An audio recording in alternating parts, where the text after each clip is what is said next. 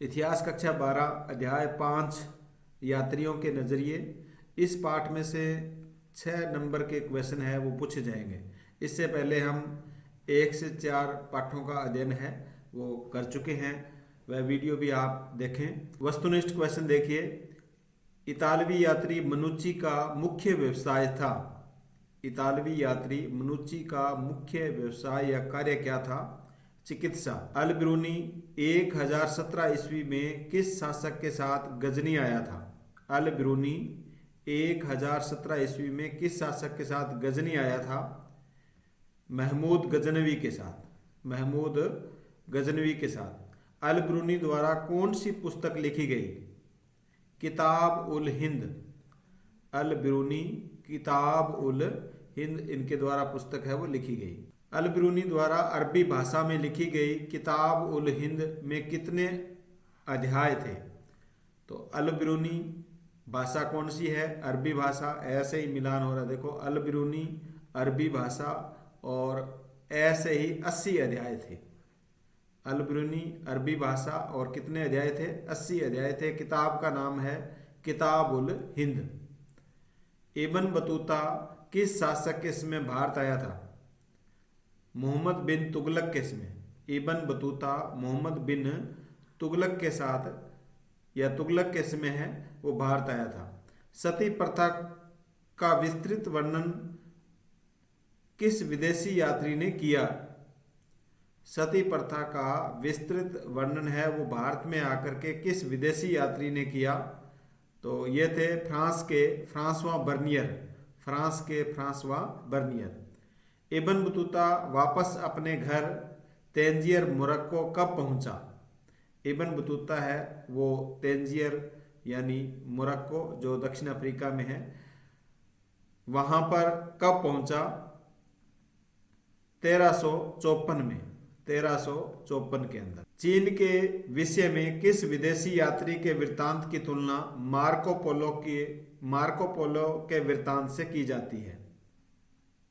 चीन के विषय में किस विदेशी यात्री के वृत्तांत की तुलना मार्को पोलो से की जाती है? Ibn Battuta.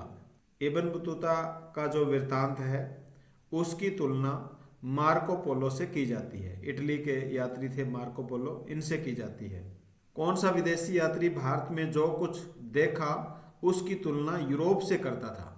कौन सा यानी तुलनात्मक अध्ययन करता था ये कौन सा यात्री था?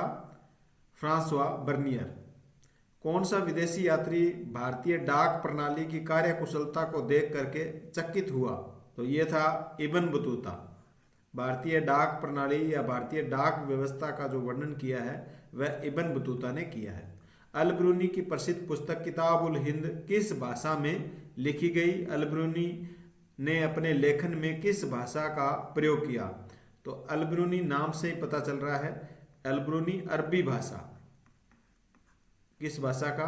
अरबी भाषा का प्रयोग किया। और अरबी इसमें कितने अध्याय थे? 80 अध्याय थे।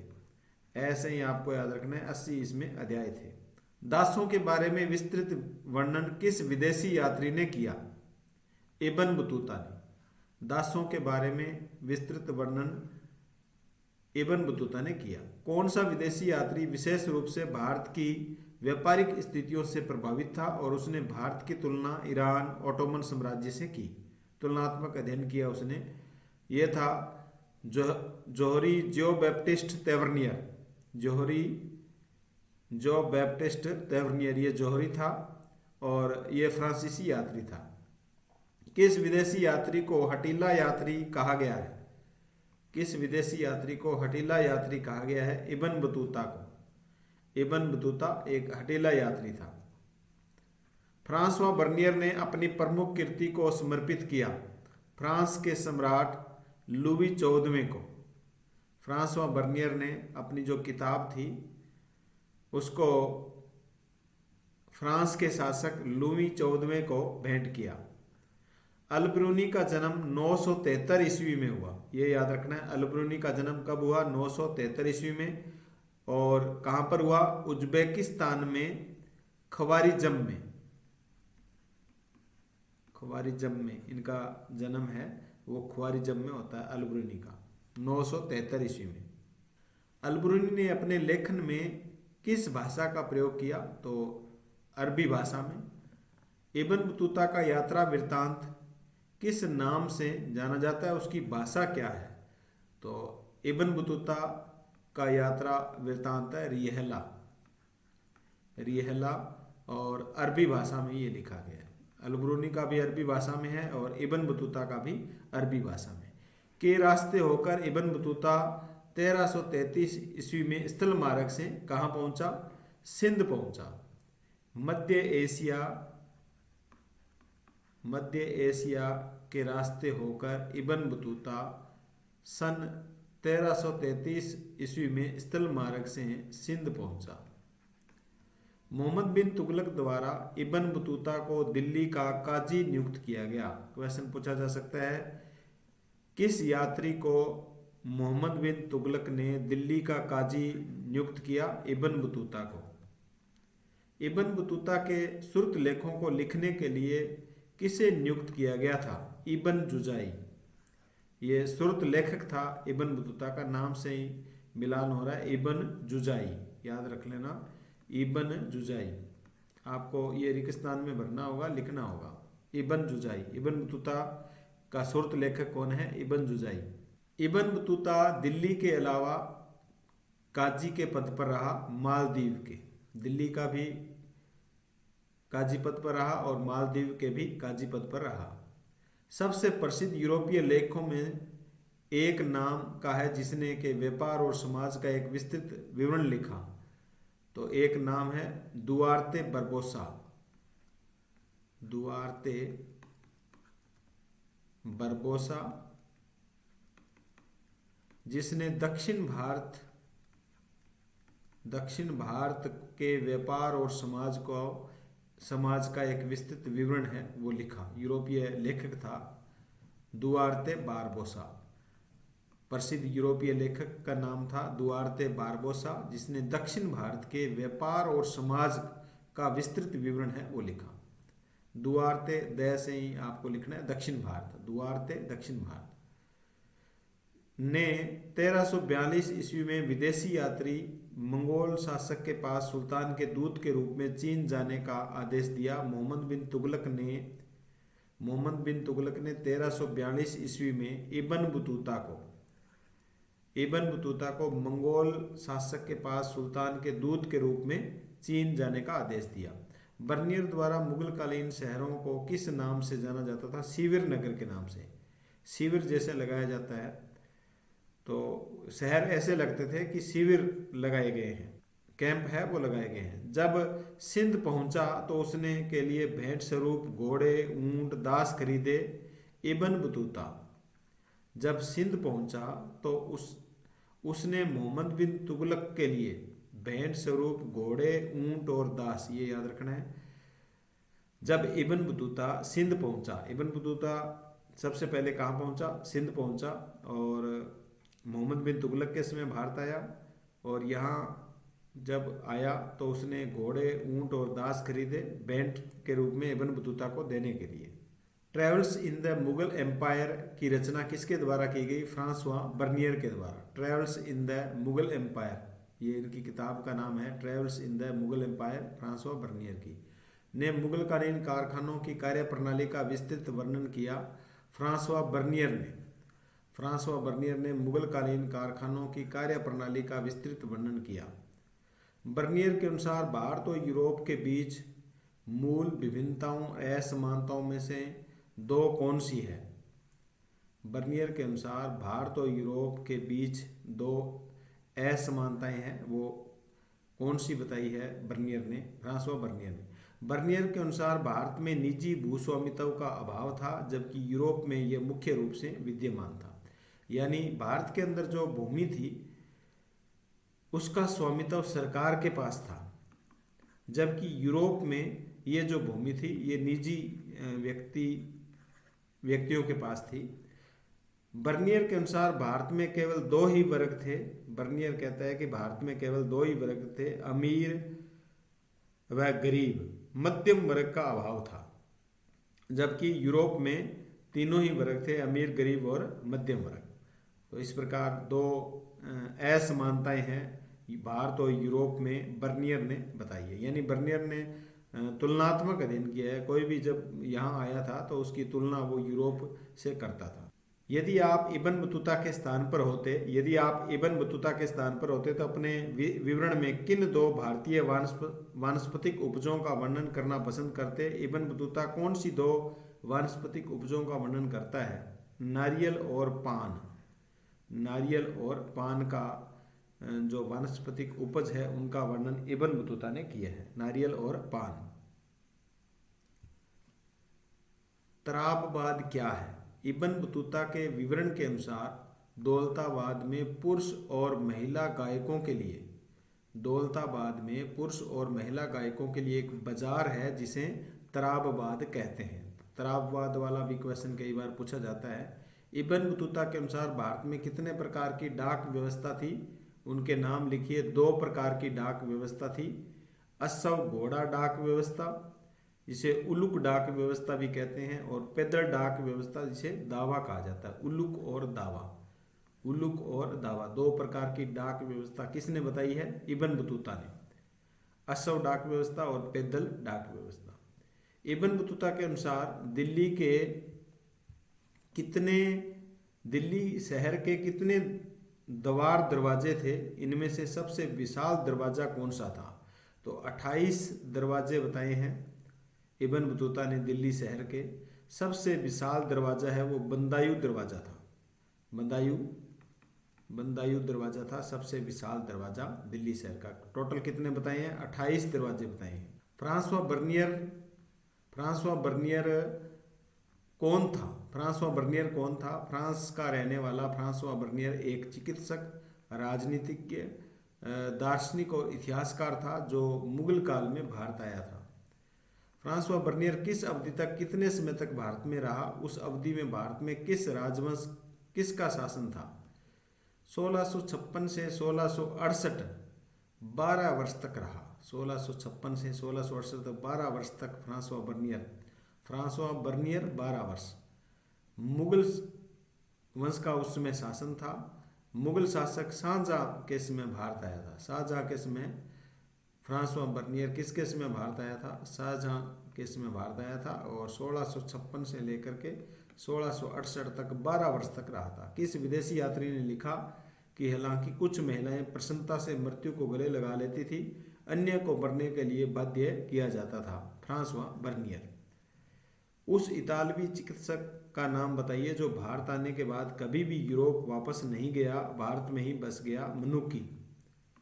मनुकी एक ऐसा इटली का यात्री था जो भारत आने के बाद में वापस नहीं गया, यहीं पर ही बस गया। बर्नियर के अनुसार मुगल काल में भूमि का मालिक कौन था? बर्नियर के अनुसार मुगल काल में सम्राट सारी भूमि का मालिक था।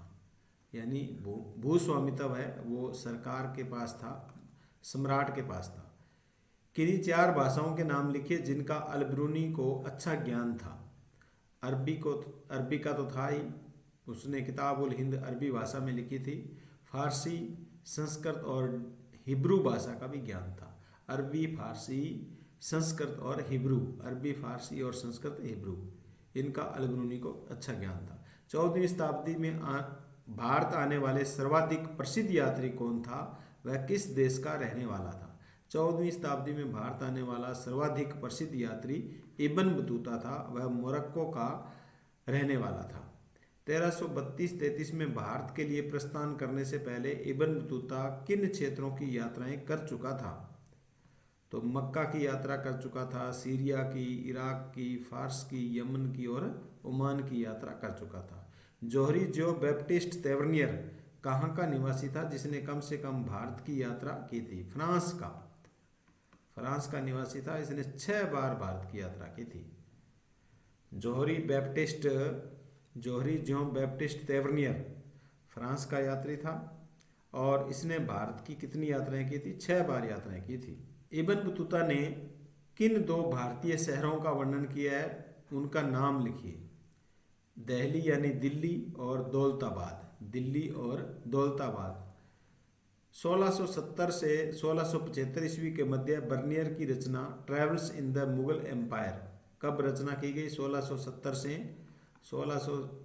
से 1675 के बीच में। का अनुवाद कौन सी भाषाओं में हुआ? डच, अंग्रेजी, जर्मन, इतालवी भाषाओं में Travels in the Mughal Empire का अनुवाद हुआ। कौन सा विदेशी यात्री विशेष रूप से भारत की व्यापारिक स्थितियों से प्रभावित था और उसने भारत की तुलना ईरान और ओटोमन साम्राज्य से की? जोहरी जियो बैप्टिस्ट तेवनियर, फ्रांसीसी यात्री। बल्लाहार से आपका क्या अभिप्राय है? बल्लाहार से आपका क्या अभिप्राय है? बल्लाहार से अभिप्राय भूमिहीन श्रमिकों से है। बल्लाहार से तात्पर्य है भूमिहीन श्रमिक। बल्लाहार भूमिहीन श्रमिक। फ्रांसवा बर्नियर्स द्वारा Travels in the Mughal Empire को लिखने का प्रमुख उद्देश्य क्या था? उसने भारत में जो कुछ देखा उसकी यूरोप और विशेष रूप से फ्रांस में व्याप्त स्थितियों से तुलना करना तथा भिन्नता को उजागर करना, ये उसका तुलनात्मक अध्ययन करना उसका उद्देश्य था। अब है लघुत्रात्मक प्रश्न। उलुक और दावा क्या है? उलुक एवं दावा में अंतर स्पष्ट कीजिए, ऐसे क्वेश्चन आ सकता है। अथवा इब्न बतूता भारत में कितने प्रकार की डाक प्रणाली का उल्लेख करता है, ऐसे भी क्वेश्चन आ सकता है। संक्षिप्त वर्णन कीजिए। इब्न बतूता के विवरण के अनुसार भारत में 2 प्रकार की डाक व्यवस्था थी। अशव घोड़ों यानी अशव डाक व्यवस्था को उलुक कहा जाता था, जबकि पैदल डाक व्यवस्था को दावा कहा जाता था। अशव डाक व्यवस्था में प्रति 4 मील की दूरी पर एक स्थान होता था, जबकि पैदल डाक व्यवस्था में प्रति 1 मील पर 3 स्थान होते थे। यानी जो अशव होते थे वो 1 से 4 मील तक, 2, 3 और 4, 1 से 4 मील तक यहाँ एक अशव होता था और एक अशव यहाँ पर होता था। ठीक है। और फिर इसी प्रकार फिर 4 मील आगे एक और अशव रुकता था। तो जब भी कोई डाक देनी होती थी तो ये इस 4 नंबर के पास, ये फिर आगे उसके पास लेकर के जाता था। इसी प्रकार जो पैदल डाक व्यवस्था थी उसमें 1 मील के अंदर 3 व्यक्ति खड़े थे। 3 व्यक्ति खड़े थे, वो ये इसको देता था डाक, ये इसको, और ये आगे, इस प्रकार ये कड़ी चलती रहती थी। तो ये डाक व्यवस्था थी, अशव डाक व्यवस्था और पैदल डाक व्यवस्था। इब्न बतूता भारतीय डाक प्रणाली की कार्यकुशलता देखकर चकित क्यों हुआ, उल्लेख कीजिए। अथवा इब्न बतूता के अनुसार भारतीय डाक प्रणाली की 2 विशेषताएं लिखिए। इब्न बतूता के अनुसार डाक प्रणाली इतनी कुशल थी कि जहां सिंध से दिल्ली की यात्रा में 50 दिन लगते थे, वहीं गुप्तचरों की खबरें सुल्तान तक इस डाक व्यवस्था के माध्यम से 5 दिन में पहुंच जाती थी।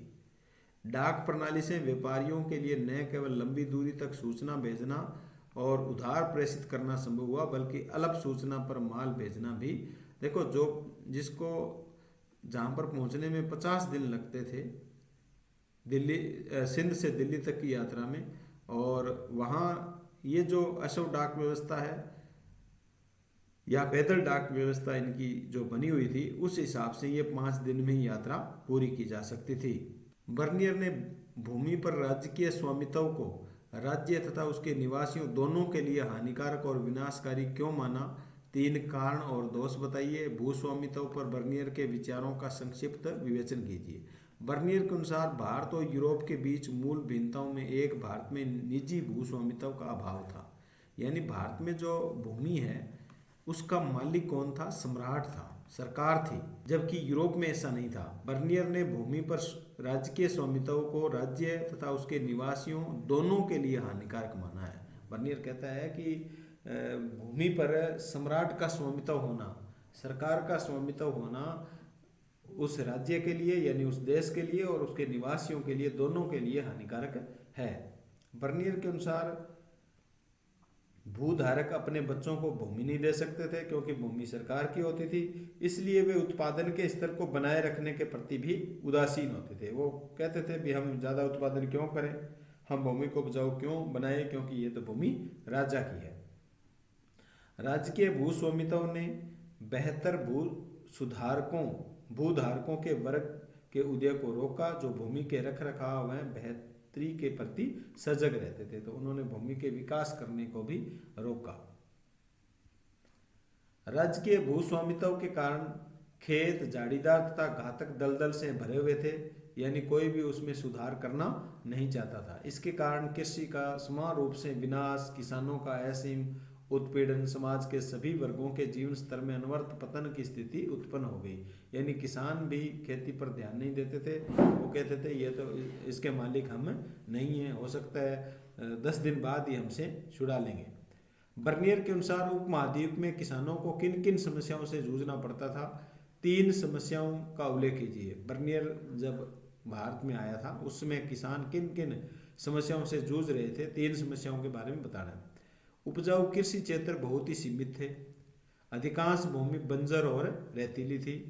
कृषि योग्य भूमि एक बड़ा भाग श्रमिकों के अभाव में कृषि विहीन होता जा रहा था। गवर्नर श्रमिकों पर अत्यधिक अत्याचार करते थे। इस अत्याचार के कारण श्रमिकों की मौत हो जाती थी। गरीब लोग अपने लालची स्वामियों की मांगों को पूरा करने में असमर्थ हो जाते थे। उन्हें जीविका के साधनों के साथ साथ अपने बच्चों से भी हाथ धोना पड़ता था। उनके बच्चों को दास बना लिया जाता था। इस प्रकार किसानों को पीड़ित है वो बर्नियर के अनुसार भारत में किया जाता था। फ्रांसवा बर्नियर किस मुगल दरबार से नज़दीकी रूप से जुड़ा रहा? फ्रांसवा बर्नियर का संक्षिप्त वर्णन कीजिए। बर्नियर एक चिकित्सक, राजनीतिज्ञ, दार्शनिक और इतिहासकार था। बर्नियर मुगल काल में भारत आया। 1656 से 1668 तक भारत में 12 वर्ष तक रहा। बर्नियर मुगल दरबार से नज़दीकी रूप से जुड़ा रहा। पहले सम्राट शाहजहाँ के ज्येष्ठ पुत्र दारा शिकोह के चिकित्सक के रूप में और बाद में मुगल दरबार के आर्मीनियन और दानिशमंद खान के साथ एक बुद्धिजीवी और वैज्ञानिक के रूप में रहा। अलबरूनी द्वारा वर्णित फारस के 4 सामाजिक वर्गों का उल्लेख कीजिए, अथवा फारस के सामाजिक वर्गों का उल्लेख करने के पीछे अलबरूनी का क्या उद्देश्य था? फारस में 4 जो सामाजिक वर्ग है उनके बारे में अलबरूनी ने किस प्रकार वर्णन किया है? एक तो था घुड़सवार और शासक वर्ग, खगोल शास्त्री तथा अन्य वैज्ञानिक, भिक्षु, अनुष्ठानिक, पुरोहित अथवा चिकित्सक, और चौथा वर्ग है कृषक अथवा शिल्पकार। इन 4 वर्गों का उल्लेख अलबरूनी ने किया है। अलबरूनी ये दिखाना चाहता है कि सामाजिक वर्ग भारत तक ही सीमित नहीं बल्कि ये अन्य देशों में भी थे। भारत में सामाजिक वर्ग था और दूसरे देशों में भी था। ये बताने के लिए फारस के सामाजिक वर्गों का उल्लेख है वो अलबरूनी करता है।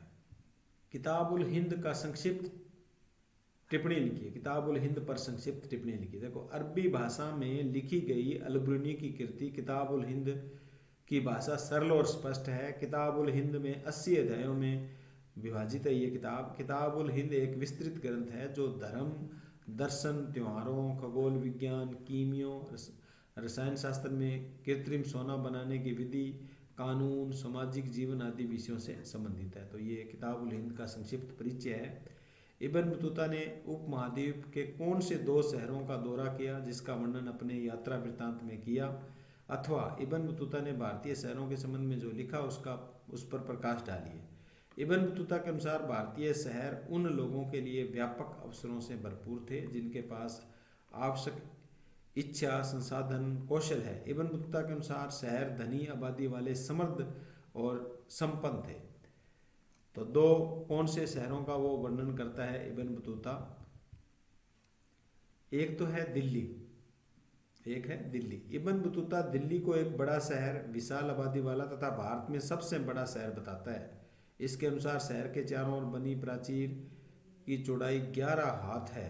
यानी जो शहर के चारों ओर दीवार बनी हुई थी उसकी चौड़ाई कितने हाथ है? 11 हाथ है। दिल्ली शहर के 28 दरवाजे हैं। इनमें एक सबसे विशाल दरवाजा है वो बंदायू दरवाजा है। ये दिल्ली के बारे में उसने बताया है।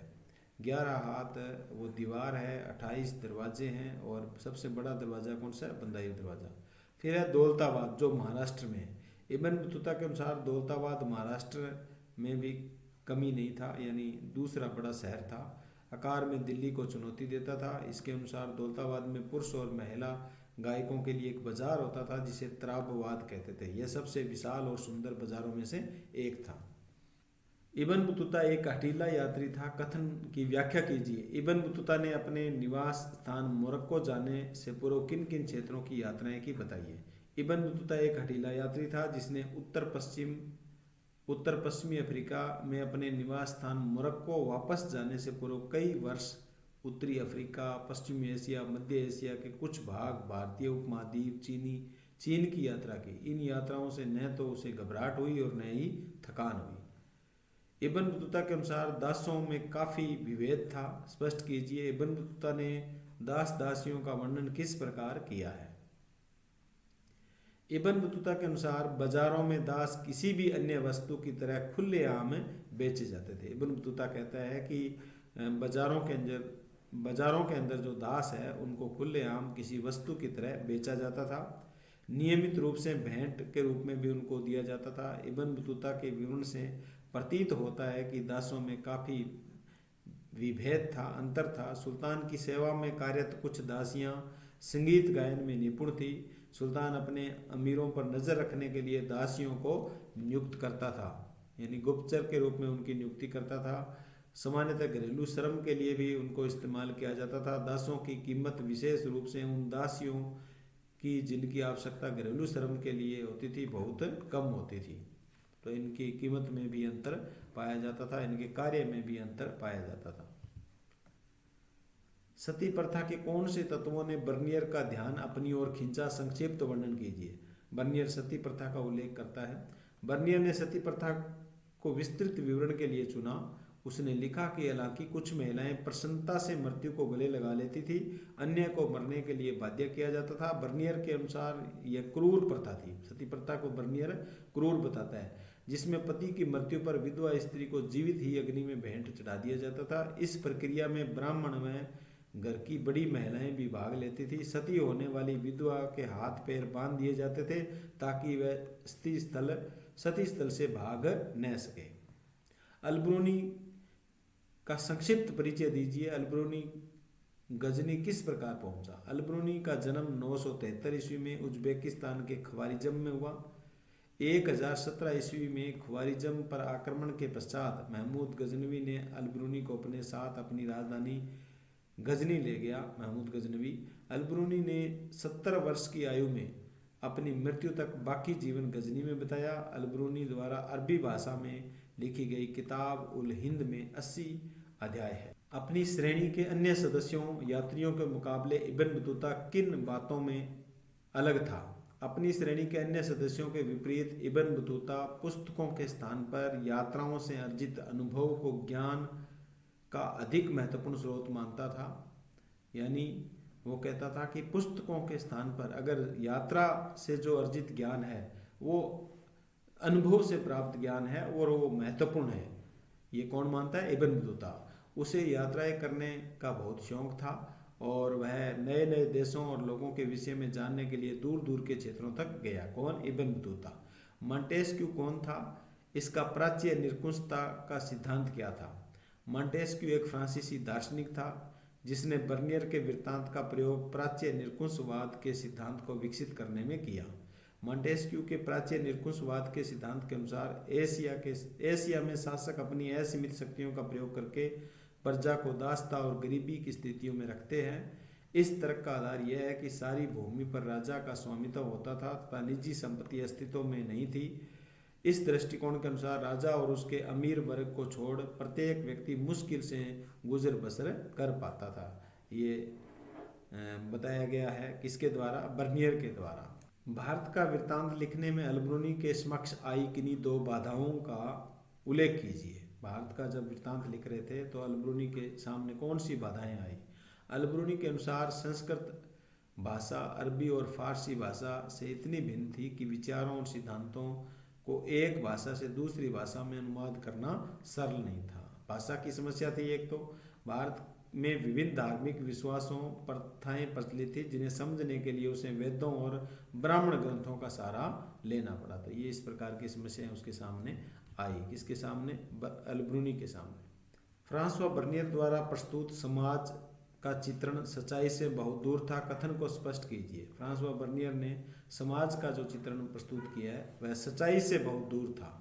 फ्रांसवा बर्नियर द्वारा प्रस्तुत ग्रामीण समाज का चित्रण सच्चाई से बहुत दूर था। वास्तव में 16वीं और 17वीं शताब्दी में ग्रामीण समाज में बड़े पैमाने पर सामाजिक और आर्थिक विभेद पाया जाता था। एक और बड़े जमींदार थे तो दूसरी ओर अस्पृश्य भूमिहीन श्रमिक थे। इन दोनों के बीच में बड़े किसान थे जो किराए के श्रम का उपयोग करते थे और उत्पादन में जुटे रहते थे। कुछ छोटे किसान भी थे जो बड़ी मुश्किल से अपने जीवन यापन लायक उत्पादन कर पाते थे। जबकि बर्नियर के अनुसार भारत में दो ही वर्ग थे, अमीर और गरीब। भारत में मध्यम वर्ग का अभाव था। अलबरूनी के लेखन के कार्य की दो विशेषताएं लिखी है। अलबरूनी के लेखन कार्य की दो विशेषताएं। अलबरूनी ने अपने लेखन कार्य अरबी भाषा का प्रयोग किया।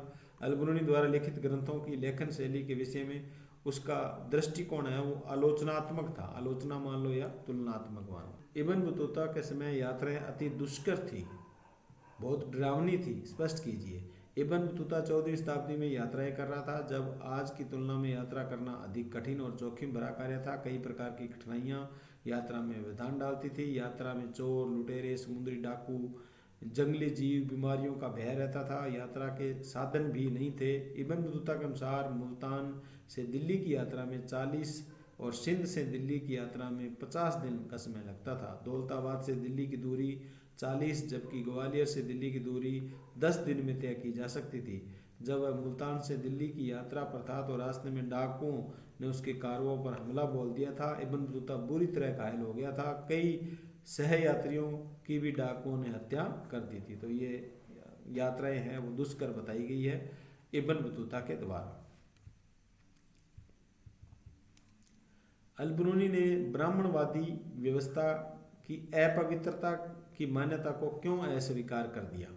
अलबरूनी ने जाति व्यवस्था के संबंध में ब्राह्मणवादी व्यवस्था व्याख्या को तो स्वीकार कर लिया, किंतु वह अपवित्रता की मान्यता को स्वीकार करने के लिए यानी जातिवादी जो व्यवस्था है उसको तो अलबरूनी ने स्वीकार कर लिया, जबकि जो अपवित्रता की बात कहते हैं ब्राह्मण, उसको उसने अलबरूनी ने स्वीकार नहीं किया। उसकी मान्यता थी कि प्रत्येक वस्तु जो अपवित्र हो जाती है अपनी पवित्रता की मौलिक स्थिति पुण्य प्राप्त करने का प्रयत्न करती है। वो कहते हैं कि अलबरूनी कहते हैं कि जो अगर कोई वस्तु अपवित्र हो जाती है तो वापस अपनी उसी स्थिति में आ जाती है, पवित्र हो जाती है।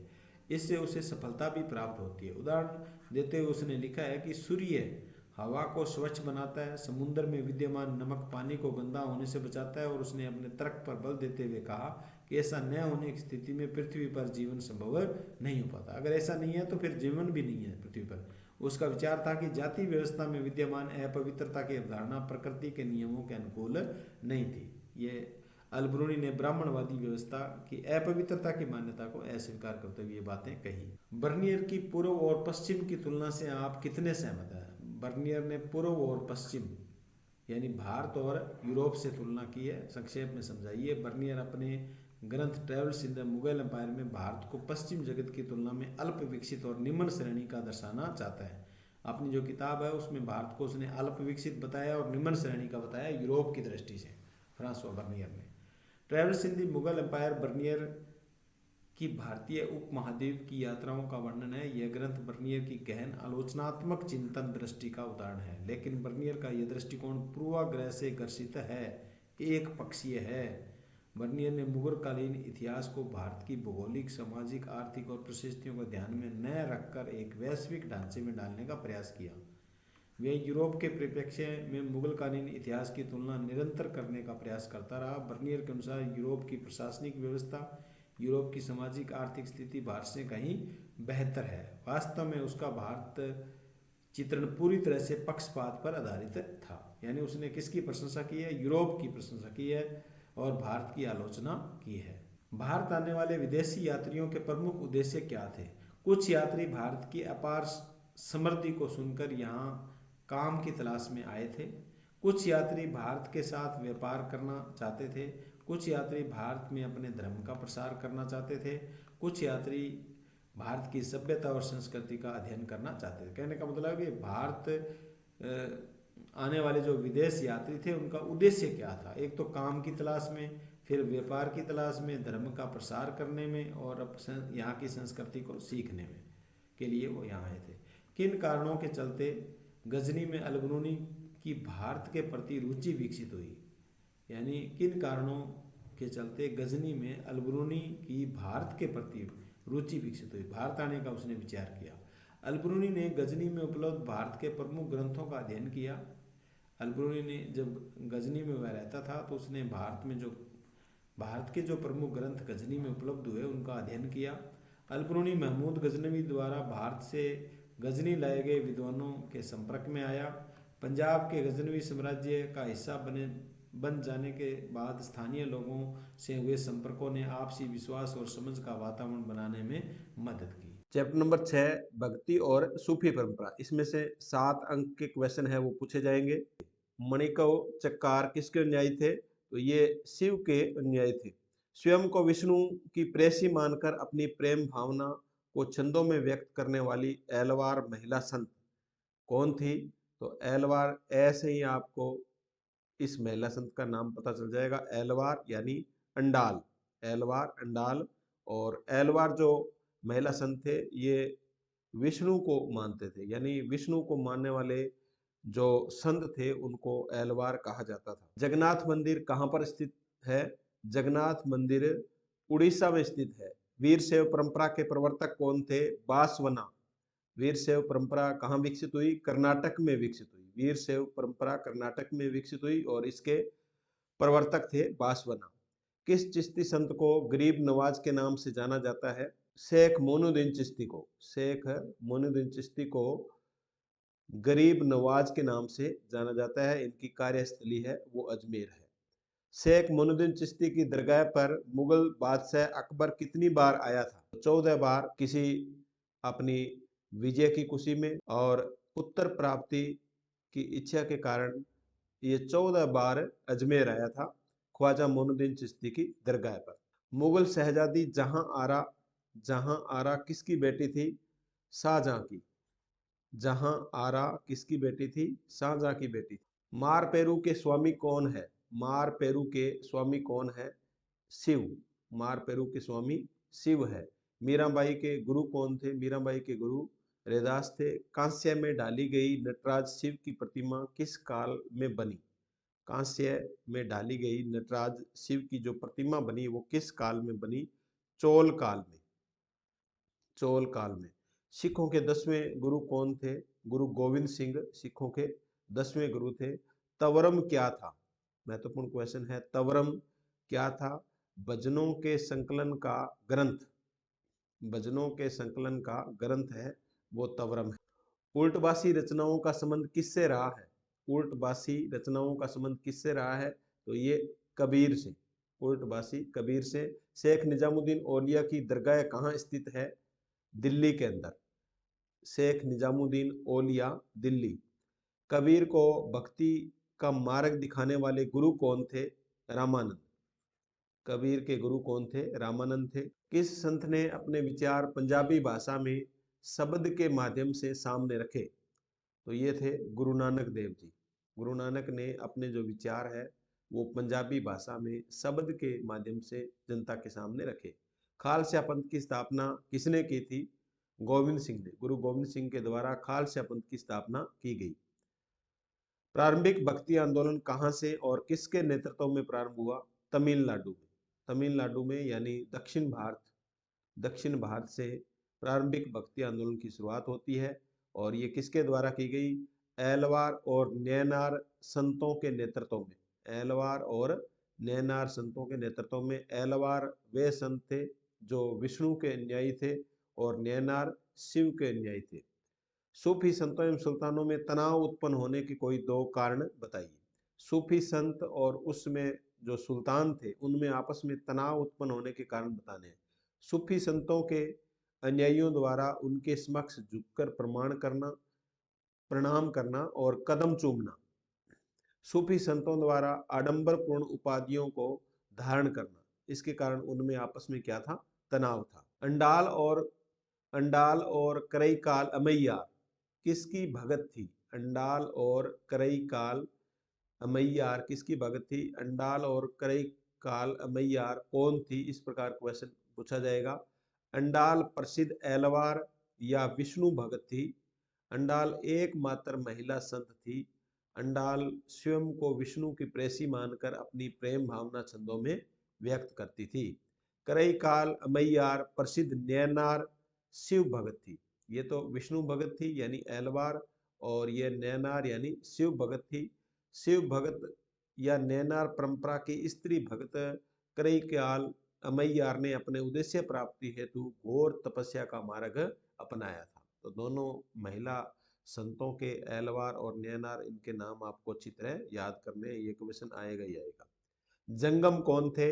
जंगम वीर शैव मत से संबंधित यायावर भिक्षु थे। यायावर का मतलब घुमंतु।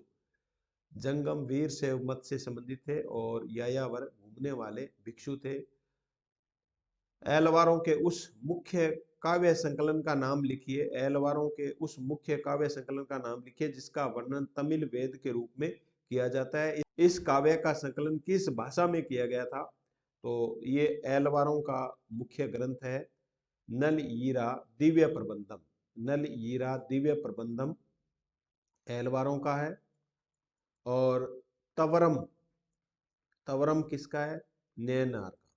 तवरम जो ग्रंथ है वो नैनार का है, दोनों याद रखना है। नल ईरा दिव्य प्रबंधम एलवारों का ग्रंथ है और तवरम नैनारों का। नल ईरा दिव्य प्रबंधम का संकलन 12 एलवारों ने तमिल भाषा में किया। 12 एलवार संतों के द्वारा इस ग्रंथ का संकलन किया गया। और किस भाषा में किया गया? तमिल भाषा में किया गया। और ये ग्रंथ एलवारों से संबंधित है। बासवना ने किस भाषा में प्रचार किया तथा उनके द्वारा रचे गए पदों को किस नाम से जाना जाता है? वीर शैव परंपरा के जो प्रवर्तक थे बासवना, जिन्होंने कर्नाटक के अंदर वीर शैव परंपरा का विकास किया, इनके द्वारा रचे गए पदों के नाम आपको बताने हैं। बासवना ने कन्नड़ भाषा में प्रचार किया। बासवना ने, कर्नाटक से कन्नड़ याद रख लेना, कन्नड़ भाषा में प्रचार किया। उनके द्वारा रचे गए पदों को वचन नाम से जाना जाता था।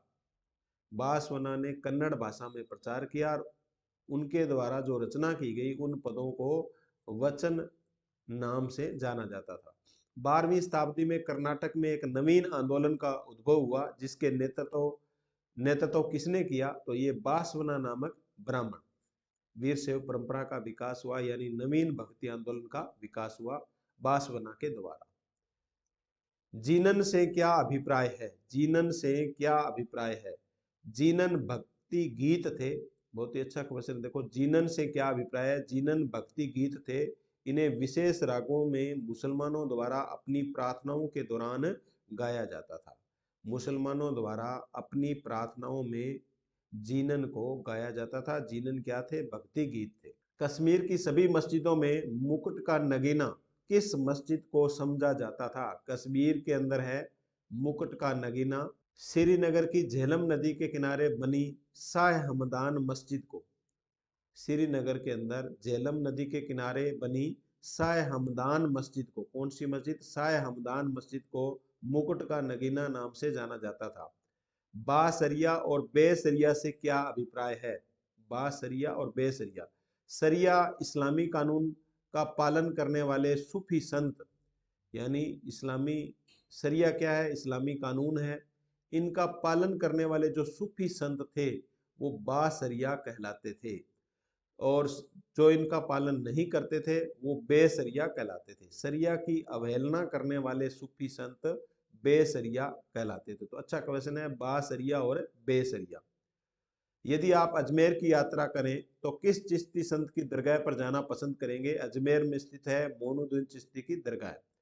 मोइनुद्दीन चिश्ती की दरगाह पर आने वाला पहला सुल्तान कौन था? मोहम्मद बिन तुगलक। मोहम्मद बिन तुगलक पहला सुल्तान था जो अजमेर में ख्वाजा मोइनुद्दीन चिश्ती की दरगाह पर आया था।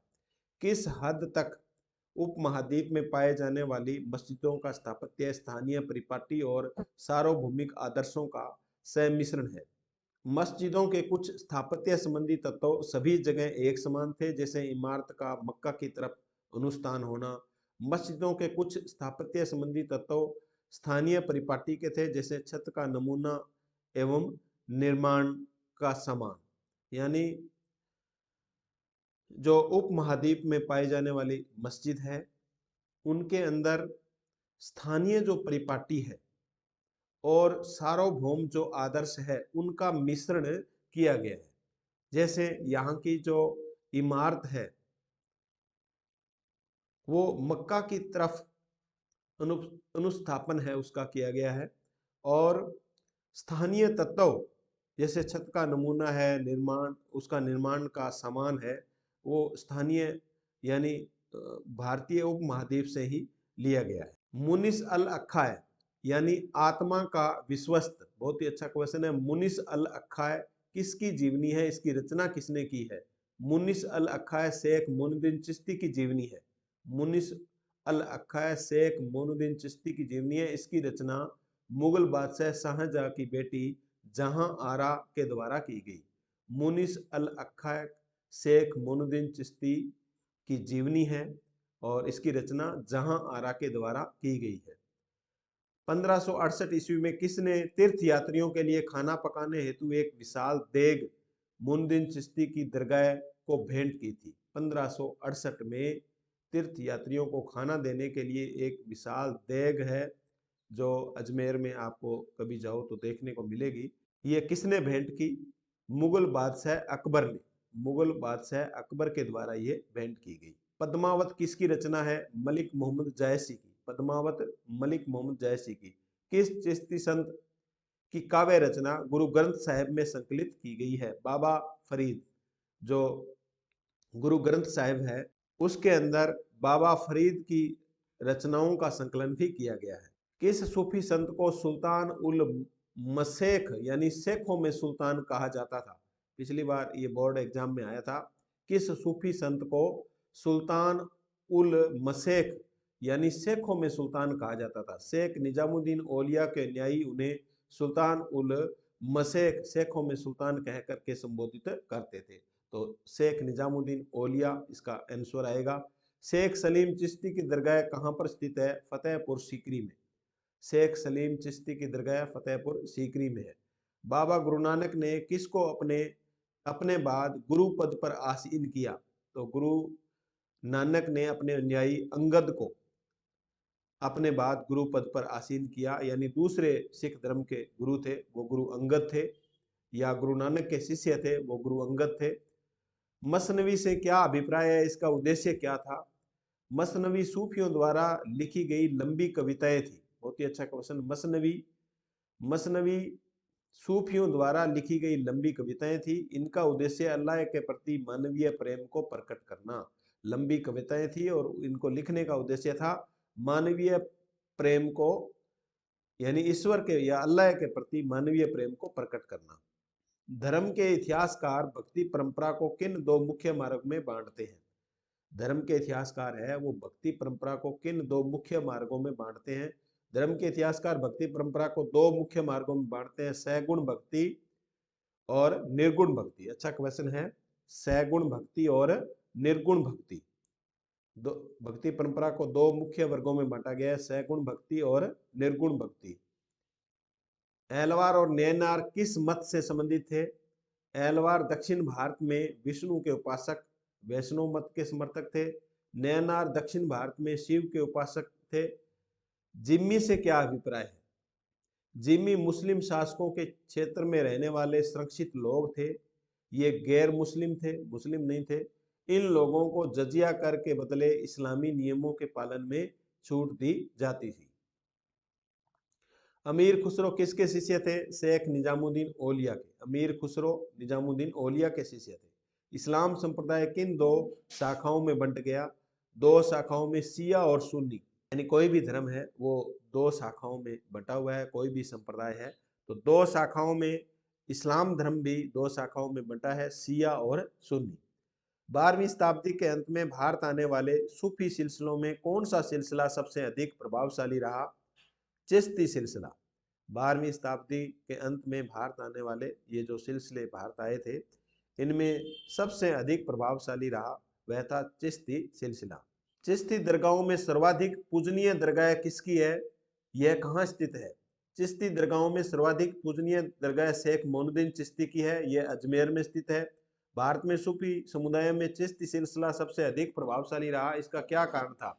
भारत में चिश्ती सिलसिला सबसे अधिक प्रभावशाली रहा, इसका कारण यह था कि सूफी संतों ने न केवल अपने आप को स्थानीय परिवेश में अच्छी तरह डाला, अपितु भारतीय परंपरा की कई विशेषताओं को अपनाया भी।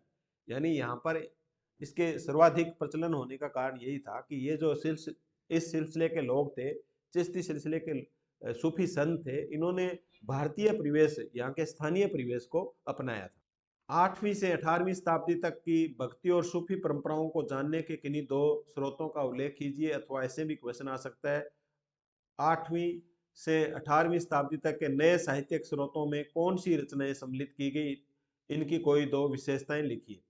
तो ये है संत कवियों की रचनाएं और संत कवियों के अनुयायियों द्वारा लिखी गई उनकी जीवनियां। विशेषता ये है, इन्हें जन साधारण की क्षेत्रीय भाषाओं में मौखिक रूप से अपने को व्यक्त किया। इनमें अधिकतर रचनाएं संगीतबद्ध है तथा संतों के अनुयायियों द्वारा उनकी मृत्यु के पश्चात इनको संकलित किया गया। लिंगायत और न्यायनारों के बीच एक समानता और एक असमानता का उल्लेख कीजिए। लिंगायत परंपरा के लोग और न्यायनार के बीच समानता, दोनों ही जाति प्रथा और सामाजिक धार्मिक बुराइयों का विरोध करते थे। लिंगायत जो संप्रदाय के लोग थे वो जाति प्रथा और धार्मिक बुराइयों का विरोध करते थे। इसी प्रकार नैनार भी ये काम करते थे। असमानता क्या थी? लिंगायत शिव की पूजा लिंग के रूप में करते थे, जबकि नैनार शिव की पूजा मूर्ति व लिंग दोनों के रूप में करते थे।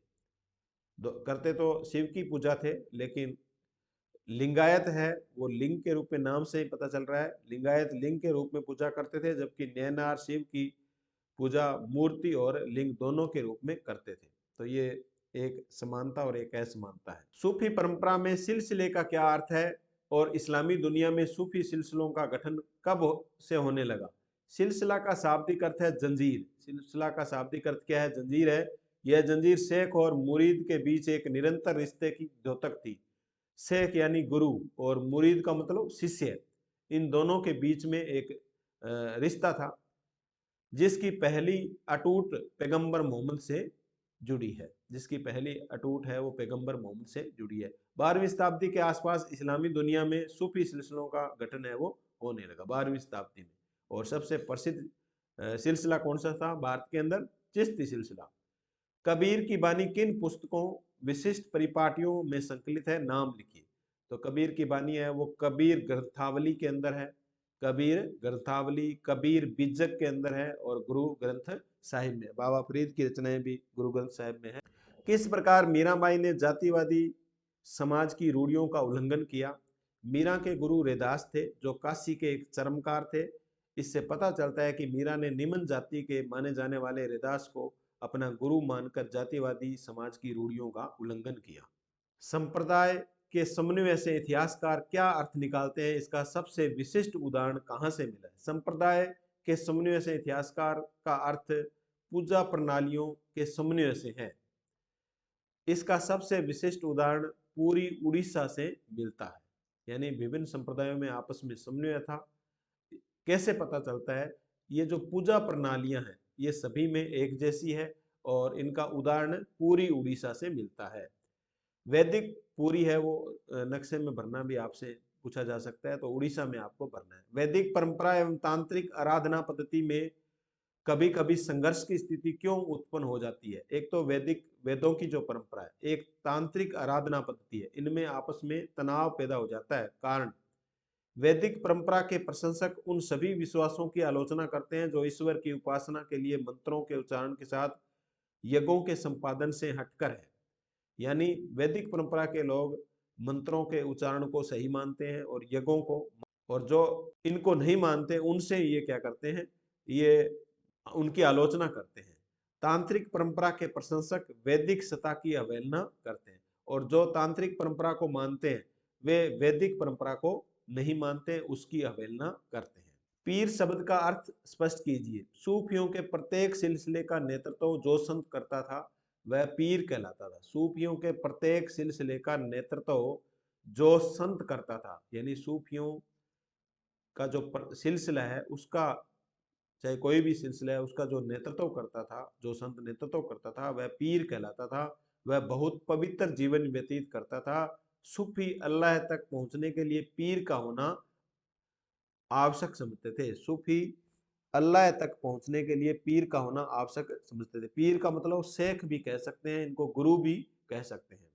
मुरीद शब्द का अर्थ स्पष्ट कीजिए। एक पीर के अधीन जो शिष्य होते थे वो मुरीद कहलाते थे।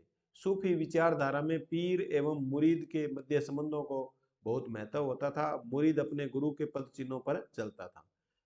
भक्ति आंदोलन में एलवार स्त्री संत का नाम बताइए, तो ये अंडाल है। किस चोल सम्राट ने संत कवि अपार, समंदर और सुंदरार तीनों नैनार संत शैव मत के हैं कि धातु प्रतिमाएं एक शिव मंदिर में स्थापित करवाई थी? ऐसा कौन सा चोल सम्राट था जिसने एक कवि था अपार, दूसरा था समंदर और तीसरा था सुंदरार, और ये तीनों ही नैनार थे, यानी शैव मत को मानने वाले थे, शिव भगत थे। इनकी धातु की प्रतिमाएं एक शिव मंदिर में स्थापित करवाई थी।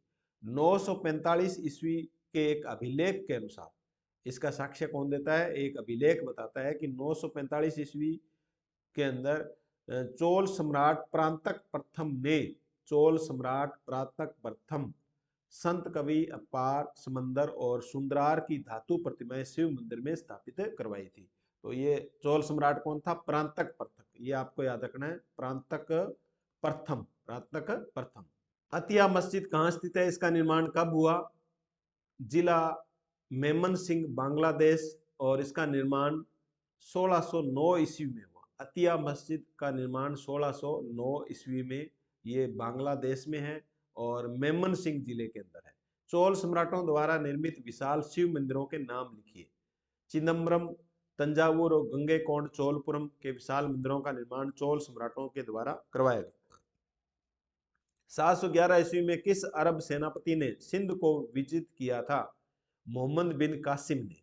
711 ईस्वी में अरब सेनापति था मोहम्मद बिन कासिम, जिसने सिंध को विजित किया था। जजिया कर क्या था? जजिया कर एक धार्मिक कर था जिसे मुस्लिम शासक अपने राज्य की गैर इस्लामिक प्रजा से संरक्षण के एवज में वसूल करते थे। एलवार और नैनार भक्ति परंपरा में जाति के प्रति क्या दृष्टिकोण था? इस परंपरा में स्त्रियों की उपस्थिति का भी उल्लेख कीजिए। एलवार और नैनार संतों का जाति के प्रति दृष्टिकोण। एलवार और नैनार संतों ने जाति प्रथा व ब्राह्मणों की प्रभुता के विरोध में आवाज उठाई। उन्होंने जाति प्रथा का विरोध किया, ब्राह्मणों की जो सत्ता थी, प्रभुता थी, उसका विरोध किया। कुछ हद तक यह बात सत्य प्रतीत होती है क्योंकि भक्ति संत विविध समुदायों से थे, जैसे ब्राह्मण, शिल्पकार, किसान, अस्पृश्य जाति के लोग थे। यानी एलवार और नैनार जो संत थे उनमें ब्राह्मण भी थे, शिल्पकार भी थे, किसान भी थे, अस्पृश्य जाति के लोग थे, तो वो जाति प्रथा का विरोध करते थे। भक्ति परंपरा में इस परंपरा की सबसे बड़ी विशेषता इसमें स्त्रियों की उपस्थिति थी। अलवार परंपरा में अंडाल एकमात्र अलवार स्त्री संत, अंडाल ने स्वयं को विष्णु की प्रेसी मानकर उनकी स्तुति में भक्ति गीत गाए। और करईकाल अम्मैयार नैनार संत थी। शिव भगत करईकाल अम्मैयार ने घोर तपस्या का मार्ग अपनाया। इन स्त्रियों ने सामाजिक कर्तव्यों का परित्याग करते हुए इन स्त्रियों की जीवन पद्धति और उनकी रचनाओं ने पितृसत्तात्मक आदर्शों को चुनौती दी। यानी जो पितृसत्ता को मानते थे, पिता का बाद में उसके पुत्र को वंशज मानते थे, तो उसको इन्होंने चुनौती दी। तो एलवार और नैनार महिला संतों के नाम आपको बताने हैं। प्रारंभिक भक्ति परंपरा को स्पष्ट करते हुए इनका राज्य के प्रति दृष्टिकोण का भी उल्लेख कीजिए। इनकी रचनाओं को वेदों के समकक्ष क्यों कहा गया है, स्पष्ट कीजिए। यानी राज्य के प्रति या शासक के प्रति इनका क्या दृष्टिकोण था और इनकी रचनाओं को वेदों के समकक्ष क्यों माना गया है, ये आपको बताना है। धर्म के इतिहासकार भक्ति परंपरा को दो मुख्य मार्ग में बांटते हैं। सगुण भक्ति, इसमें ईश्वर का मूर्त रूप मानकर उसकी पूजा की जाती है, यानी सगुण भक्ति में मूर्ति पूजा की जाती है। निर्गुण भक्ति, इसमें कोई किसी प्रकार का आकार नहीं होता, इसमें अमूर्त यानी निराकार रूप की उपासना की जाती है। तमिलनाडु के एलवार और नैनार संत। प्रारंभिक भक्ति आंदोलन एलवार और नैनारों के नेतृत्व में प्रारंभ हुआ। एलवार और नैनार एक स्थान से दूसरे स्थान पर भ्रमण करते हुए तमिल में इष्ट की स्तुति में भजन गाते थे। इन संतों ने यात्राओं के दौरान कुछ पावन स्थलों को अपने इष्ट का निवास स्थान घोषित किया। जहां बाद में मंदिरों का निर्माण हुआ और वे तीर्थ स्थल माने गए। प्रारंभिक भक्ति परंपरा में संतों का राज्य के साथ संबंध। प्रारंभिक जो भक्ति परंपरा है उनमें संतों का वहां के शासकों के साथ क्या संबंध था। तमिल भक्ति रचनाओं की एक मुख्य विषय वस्तु बौद्ध और जैन धर्म के प्रति उनका विरोध था।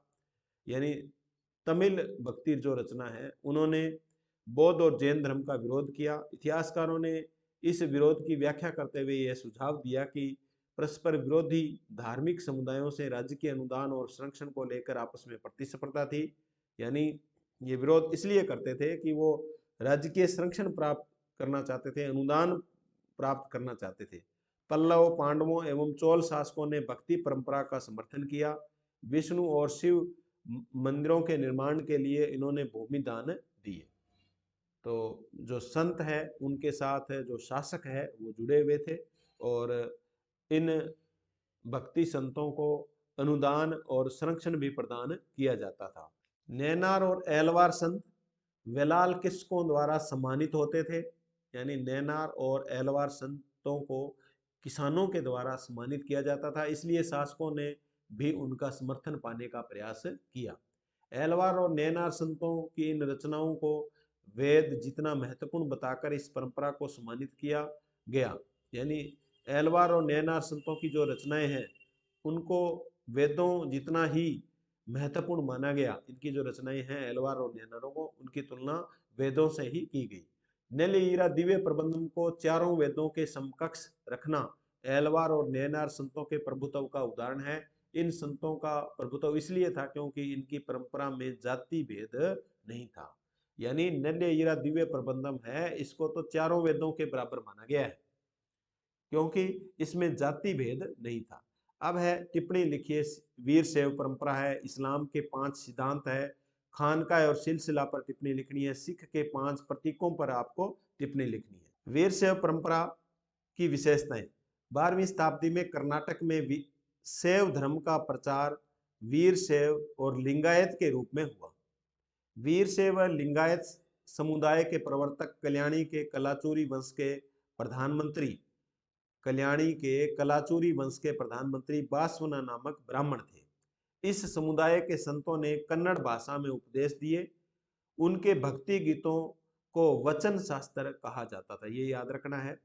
वीर शैव परंपरा के जो प्रवर्तक है वो कलाचूरी वंश के प्रधानमंत्री बासवना नामक ब्राह्मण थे और इन्होंने जो उपदेश दिए वीर शैवों ने वो कन्नड़ भाषा में थे और उनके जो भक्ति गीत थे उनको वचन शास्त्र कहा जाता था और ये कर्नाटक में 12वीं शताब्दी में इनका उद्भव हुआ। लिंगायत समुदाय की विशेषताएं। शिव की आराधना लिंग के रूप में करते हैं।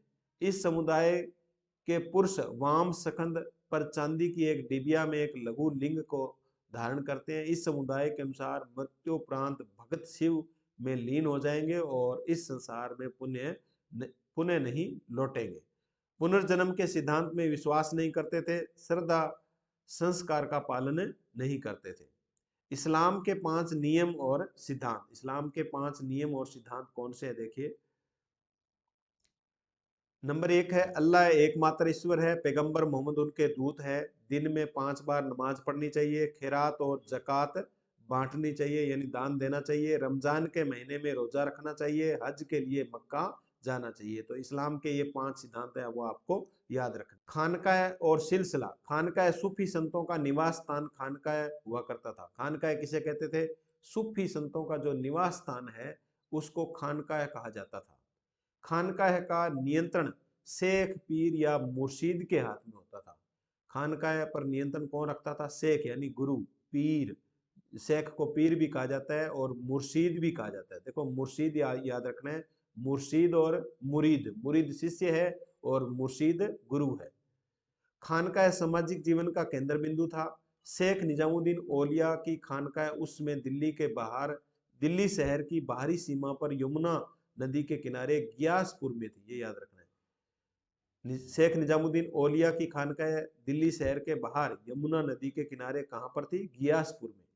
शेख निजामुद्दीन ने कई आध्यात्मिक बारिशों का चुनाव किया। उन्हें उप महाद्वीप के विभिन्न भागों में खानकाह स्थापित करने के लिए नियुक्त किया। सिलसिला का शाब्दिक अर्थ है जंजीर। यह जंजीर शेख और मुरीद के बीच एक निरंतर रिश्ते की द्योतक है। जंजीर यह शेख और मुरीद के बीच एक निरंतर रिश्ते की द्योतक है, जिसकी पहली अटूट कड़ी पैगंबर मोहम्मद से जुड़ी है। इस कड़ी के द्वारा आध्यात्मिक शक्ति और आशीर्वाद मुरीदों तक पहुंचता है। 12वीं शताब्दी के आसपास इस्लामी दुनिया में सूफी सिलसिलों का गठन है वो होने लगा था। 12वीं शताब्दी में इसका गठन हुआ। इसकी पहली जो कड़ी इस चैन की जुड़ी हुई है, जंजीर की जुड़ी हुई है, वो पैगंबर मोहम्मद से जुड़ी हुई है।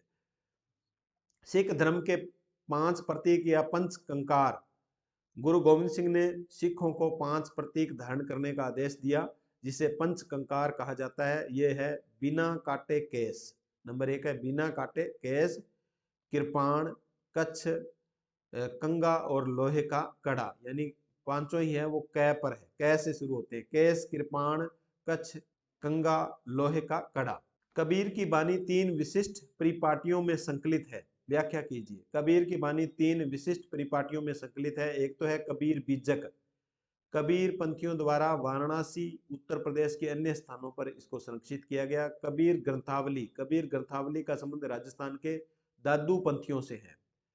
आदि ग्रंथ साहिब, कबीर के कई आदि ग्रंथ साहिब में, यानी कबीर के जो कई पद है उनको आदि ग्रंथ साहिब में, गुरु ग्रंथ साहिब में संकलित किया गया है। भक्ति परंपरा या आंदोलन की विशेषताओं का वर्णन कीजिए। मध्यकाल में कई धार्मिक विचारकों सुधारकों ने भारत के सामाजिक धार्मिक जीवन में सुधार लेने के लिए भक्ति को माध्यम बनाकर एक आंदोलन प्रारंभ किया। यानी मध्यकाल के अंदर कई धार्मिक विचारक थे, सुधारक थे, इन्होंने भारत के सामाजिक और धार्मिक जीवन में सुधार करने के उद्देश्य से भक्ति आंदोलन शुरू किया, जो भक्ति आंदोलन के नाम से प्रसिद्ध हुआ। 6वीं शताब्दी में प्रारंभिक भक्ति आंदोलन की शुरुआत एलवार और नयनार संतों के नेतृत्व में हुई। यानी भक्ति परंपरा की जो शुरुआत हुई वो दक्षिण भारत से 6वीं शताब्दी में हुई, एलवार और नयनार संतों के नेतृत्व में। भक्ति आंदोलन की मुख्य विशेषताएं। भक्ति आंदोलन के दौरान 2 प्रकार के भक्ति संतों का उदय हुआ, सैगुण भक्ति संत और निर्गुण भक्ति संत। एक ईश्वर में आस्था, ईश्वर एक है और सर्वशक्तिमान है, ये विशेषताएं हैं। ये मानते थे कि एक ईश्वर है और वह सर्वशक्तिमान है। बाह्य आडंबरों का विरोध। भक्ति आंदोलन में संतों ने कर्मकांड का खंडन किया, यानी जो कर्म कांड होते थे उनका इन्होंने खंडन किया। सच्ची भक्ति से मोक्ष और ईश्वर की प्राप्ति होती है, ये इन्होंने बताया। संन्यास का इन्होंने विरोध किया। भक्ति आंदोलन के अनुसार सच्ची भक्ति है ईश्वर में श्रद्धा और गृहस्थ में ही मोक्ष मिल सकता है, यानी संन्यास लेने का इन्होंने विरोध किया। घर पर रहकर के ये कहते हैं कि मोक्ष प्राप्त हो सकता है।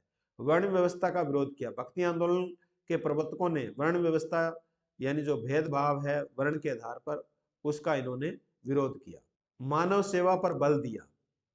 इस भक्ति आंदोलन की विशेषता में मानव सेवा पर बल दिया। भक्ति आंदोलन के समर्थकों ने यह माना कि मानव सेवा सर्वोपरि है, इससे मोक्ष मिल सकता है। हिंदू मुस्लिम एकता का प्रयास इन्होंने किया। भक्ति आंदोलन के द्वारा संतों ने लोगों को यह समझाया कि राम रहीम में कोई अंतर नहीं है। स्थानीय भाषाओं में उपदेश इन्होंने दिया। संतों ने अपना उपदेश स्थानीय भाषाओं में दिया। भक्तों ने इसे सरलता से ग्रहण किया। समन्वयवादी प्रवृत्ति इन्होंने अपनाई। संतों, चिंतकों, विचारकों ने ईर्ष्या की भावना को समाप्त करके लोगों में सामंजस्य, समन्वय की भावनाओं को प्रोत्साहन दिया। गुरु के महत्व में वृद्धि की। भक्ति आंदोलन के संतों ने गुरु और शिक्षक के महत्व पर बल दिया। गुरु ही ईश्वर के रहस्य को सुलझाने और मोक्ष प्राप्ति में सहायक होता है, ये बात इन्होंने जनता को बताई। समर्पण की भावना। समर्पण की भावना से सत्य का साक्षात्कार एवं मोक्ष की प्राप्ति हो सकती है। ये प्रचार प्रसार है वो इन भक्ति संतों ने किया। समानता की भावना। ईश्वर के समक्ष सभी लोग समान है, किसी प्रकार का भेदभाव नहीं है। ईश्वर सत्य है, सभी जगह विद्यमान है, इनमें भेदभाव नहीं है। यह भक्ति मार्ग का सही रास्ता है। भक्ति का पंथ सबके लिए खुला है, चाहे वह धनी हो या गरीब हो, ऊंची जाति का हो या नीची जाति का हो, स्त्री हो या पुरुष हो। तो ये भक्ति आंदोलन की विशेषताएं थी, यानी इन्होंने सुधार वाले काम है। आप कैसे कह सकते हैं कि कबीर और नानक देव है वो सामाजिक चेतना के प्रहरी थे, रक्षक थे। मध्यकालीन भक्ति आंदोलन में संत कबीर और गुरु नानक महान योगदान है। कबीर और नानक ने समान धार्मिक और सामाजिक बुराइयों का विरोध किया। सामाजिक बुराइयां और जो धार्मिक बुराइयां थी, कबीर और नानक ने उनका विरोध किया। दोनों संतों ने जाति प्रथा और समाज के अंदर जो भेदभाव है उसको अस्वीकार किया, यानी उसका विरोध किया। धार्मिक जो पाखंड है, कर्मकांड है, उनके प्रति लोगों को जगाने का प्रयास इन्होंने किया। दोनों संत सरल जीवन और उपासना पद्धति के समर्थक थे। इस प्रकार कबीर और नानक ने लोगों को धार्मिक पाखंडों, कर्मकांडों के प्रति सचेत करने का प्रयास किया। अतः हम मान सकते हैं कि कबीर और नानक दोनों ही सामाजिक चेतना के प्रहरी थे, रक्षक थे। यानी समाज से ये दोनों ही जो भी बुराइयां हैं उनको मिटाना चाहते थे। मीराबाई पर संक्षिप्त टिप्पणी लिखी। मीराबाई संभवतः भक्ति परंपरा की सबसे प्रसिद्ध कवियत्री थी। इनका जन्म कुड़की गांव पाली में हुआ था। मीराबाई का जन्म कुड़की गांव पाली में हुआ और इनका पालन पोषण मेड़ता नागौर में हुआ। मारवाड़ की राजपूत राजकुमारी मीराबाई का विवाह मेवाड़ के सिसोदिया वंश के शासक सांगा के पुत्र भोजराज के साथ हुआ। अपने पति की मृत्यु के बाद मीराबाई ने विष्णु के अवतार कृष्ण को अपना एकमात्र पति स्वीकार किया। मीरा के गुरु रविदास और रविदास या अथवा रैदास थे, जो काशी के एक धर्मकार थे। इससे पता चलता है कि मीरा ने निम्न जाति के माने जाने वाले रविदास को अपना गुरु मानकर जातिवादी समाज की रूढ़ियों का उन्होंने उल्लंघन किया। तो जितने भी भक्ति संत हुए उन्होंने जाति प्रथा का विरोध किया है। इतिहासकार धार्मिक परंपरा के इतिहास का पुनर्निर्माण करने के लिए किन किन स्रोतों का उपयोग करते हैं? इतिहासकार है वो धार्मिक परंपरा का पुनर्निर्माण करने के लिए किन स्रोतों का है वो उपयोग करते हैं?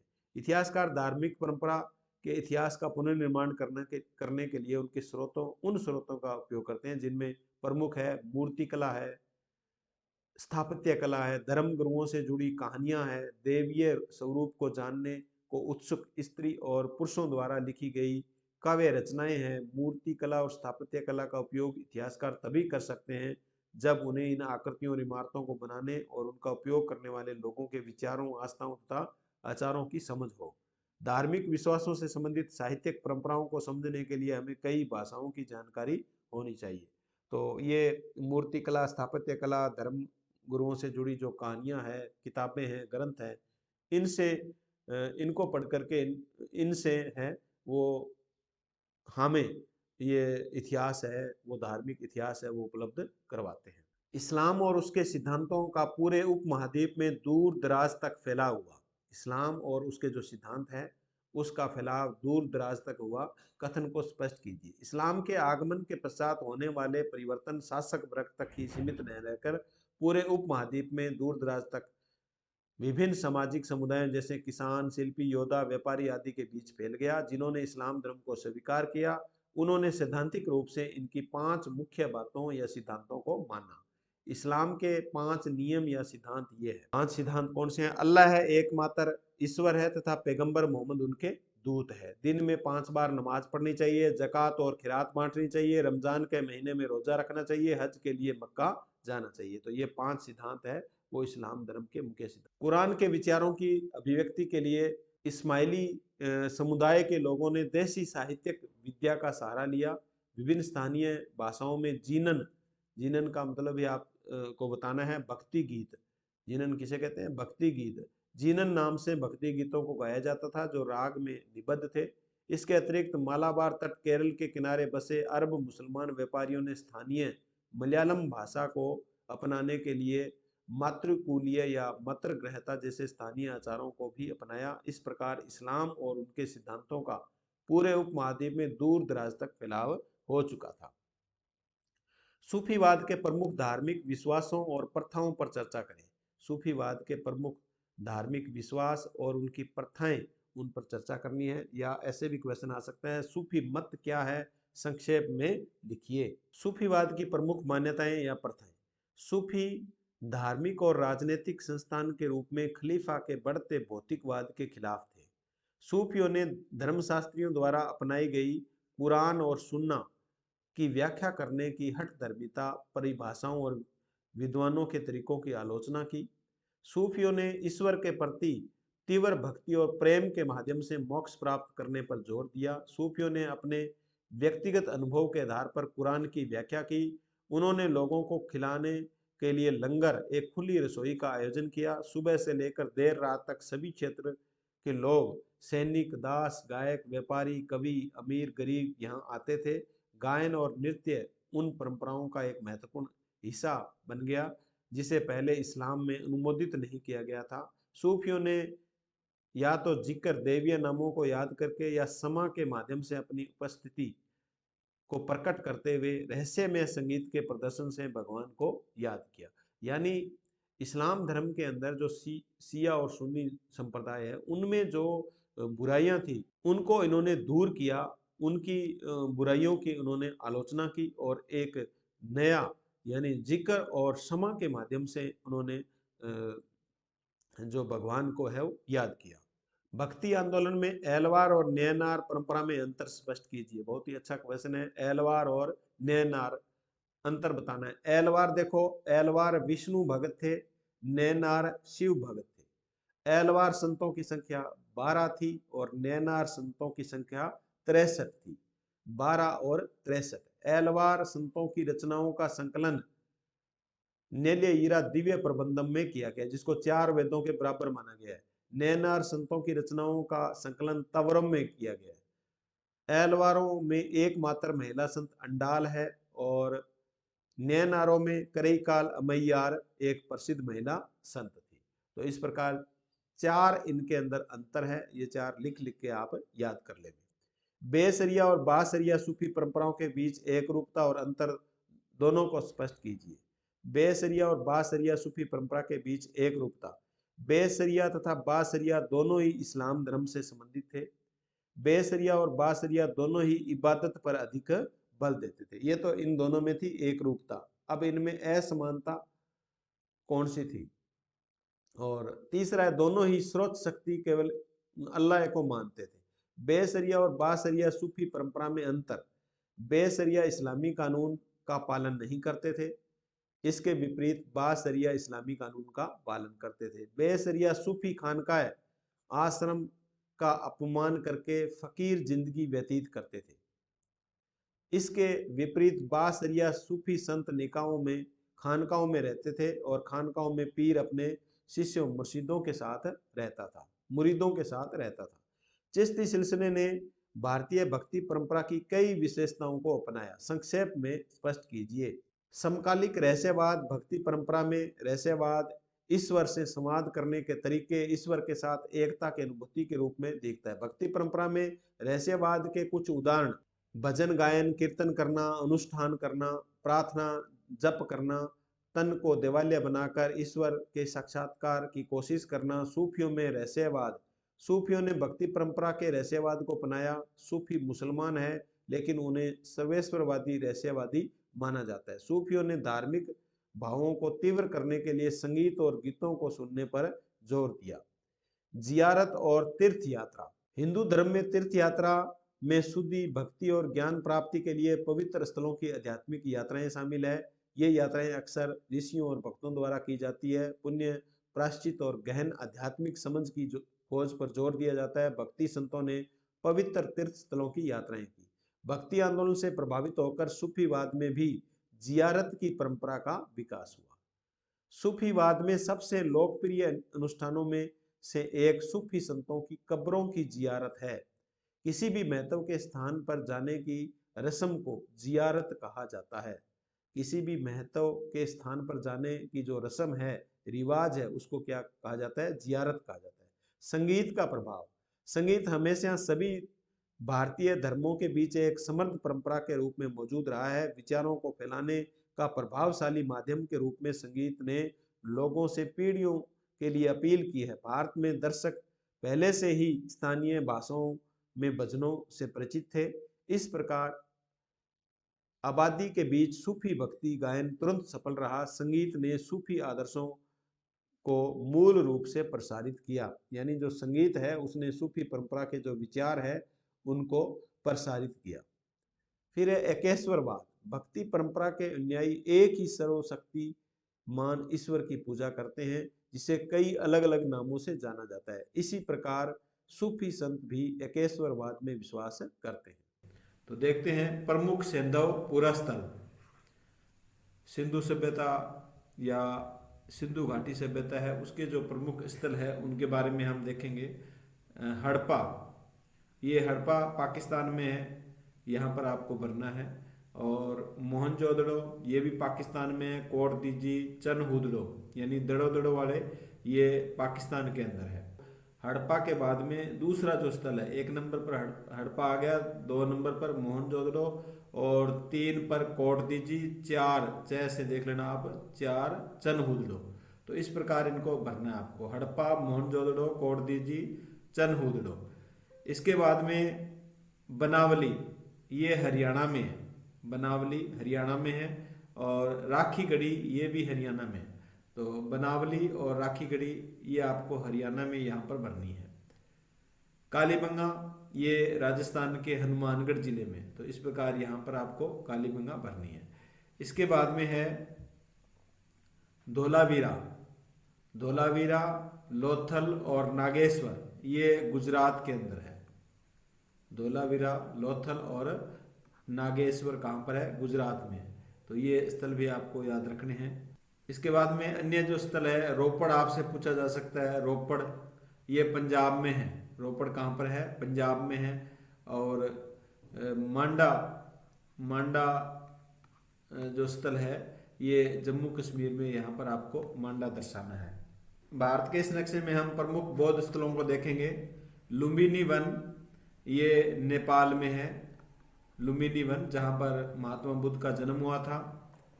श्रावस्ती, कुशीनारा, सारनाथ, ये उत्तर प्रदेश में है। श्रावस्ती, कुशीनारा और सारनाथ, इस प्रकार सबसे पहले ऊपर आपको श्रावस्ती भरना है, यहाँ पर कुशीनारा और यहाँ पर सारनाथ। इसके बाद में बोध गया, जहाँ पर महात्मा बुद्ध को ज्ञान की प्राप्ति हुई थी, बोध गया बिहार में है। ये बिहार का नक्शा है और यहाँ पर आपको बोध गया को भरना है। बरहुत, ये बरहुत और सांची, ये स्तूप है यहाँ पर, बरहुत का स्तूप और सांची का स्तूप। तो ये मध्य प्रदेश में है। ये कौन सा राज्य है? मध्य प्रदेश है। मध्य प्रदेश में आपको यहाँ पर बरहुत भरना है और यहाँ पर सांची। फिर है महाराष्ट्र, महाराष्ट्र में आपको यहाँ पर नासिक और यहाँ पर अजंता भरना है। नासिक और अजंता।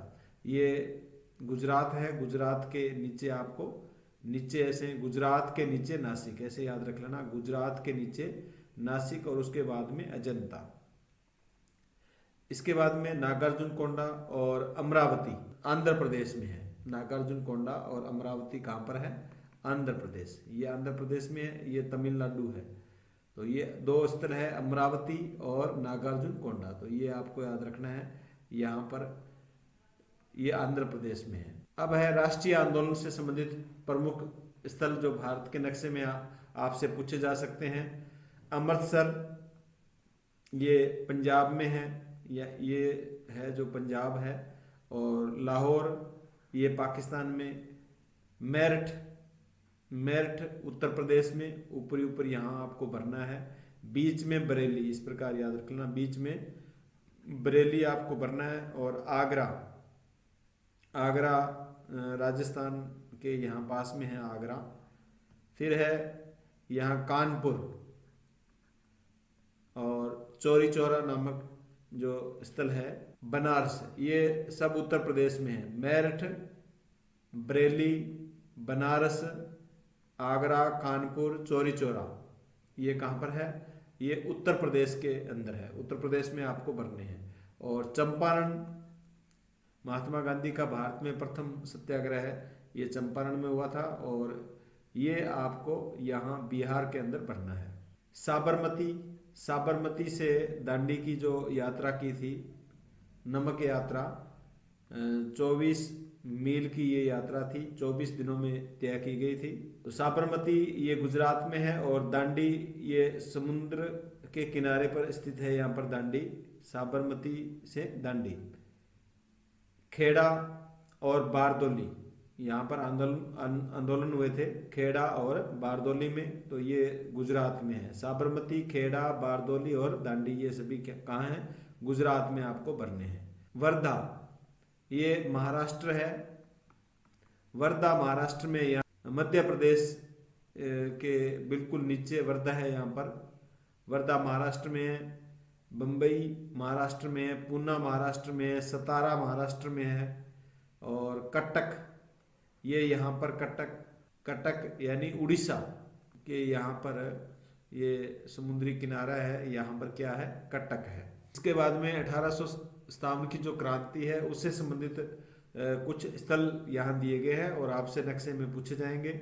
मेरठ और बरेली, लखनऊ, कानपुर, आजमगढ़ ये कहाँ है?